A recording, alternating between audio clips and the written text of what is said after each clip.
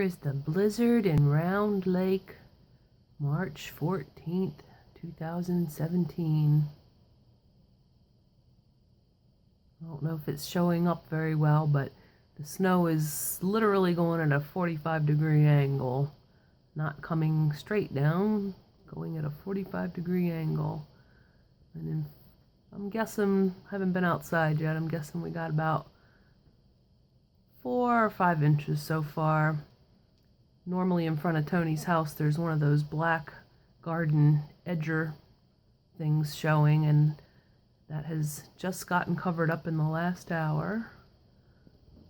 I don't know if you can see any better out there,